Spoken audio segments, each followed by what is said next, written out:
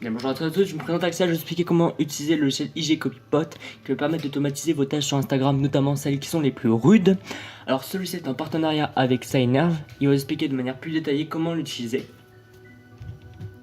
Bonjour, donc ce logiciel permet donc une automatisation complète de vos demandes donc sur votre compte Instagram qui est donc en statut privé. Donc ce logiciel est génial car comme je vous le dis, son automatisation est vraiment complète, vous pouvez même l'utiliser en arrière-plan.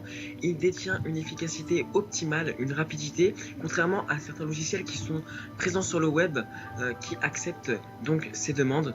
Donc je vous le recommande fortement, surtout si vous avez énormément de demandes à accepter avec votre compte. Alors comme l'a expliqué mon partenaire, on a justement promu la stabilité de notre logiciel. Il faut savoir qu'on n'a pas intégré énormément de fonctionnalités comme vous pouvez le voir. Mais avant tout, on a pensé plus à justement la stabilité du logiciel. Il faut savoir que justement la stabilité c'est un élément essentiel parce que si le logiciel commence à cliquer n'importe où, en fait, au bout d'une heure, votre truc, vous aurez lancé votre ordinateur pour rien. Voilà. Donc je vais expliquer comment l'utiliser concrètement. Alors il faut savoir avant tout que vous devez tuer tous les processus Chrome.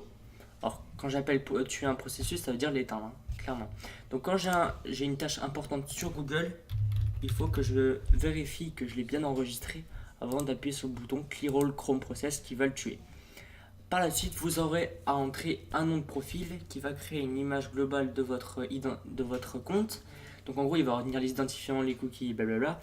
Et en fait, il va permettre justement de vous réauthentifier justement sur Instagram très rapidement. Alors pourquoi on a fait ça? Il faut savoir, Instagram vous déconnecte tous les 31 heures. Alors par mesure de stabilité, on a préféré justement créer une image profil pour que le logiciel puisse accéder à votre compte quand il veut, n'importe quand, et sans que vous ayez besoin de vous reconnecter. Alors, il faut savoir que ce nom de profil, vous devez à tout prix le retenir, tout simplement parce qu'il va créer un dossier sous ce nom-là. Et si vous rentrez la prochaine fois un autre nom, il vous faudra vous reconnecter par l'intermédiaire de ce bouton Login to Instagram. Il faut savoir que ce bouton, vous aurez à l'utiliser pour la première fois, quand vous devez vous connecter pour la première fois, évidemment. Donc, ces paramètres, vous pouvez les oublier, ne sont pas très utiles.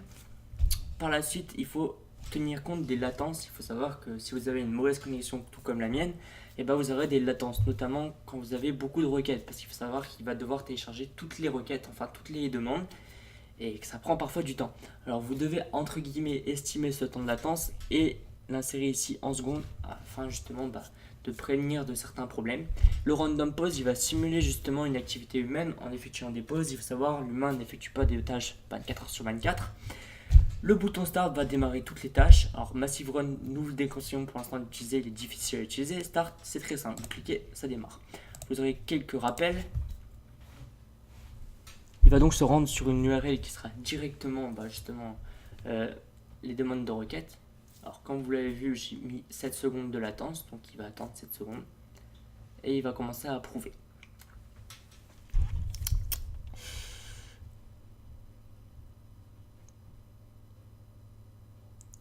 Par la suite, il va réactualiser, entre guillemets, enfin, il va se rediriger vers l'URL. Par mesure de stabilité, on a préféré faire ça justement, qui rouvre l'URL.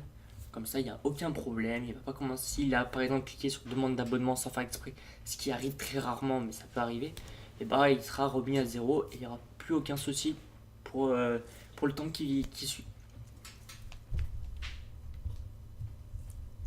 Voilà tout. En tout cas, j'espère que vous aurez apprécié cette vidéo et que vous ferez bon escient de ce logiciel. En tout cas, je vous laisse sur ça et je vous dis bye.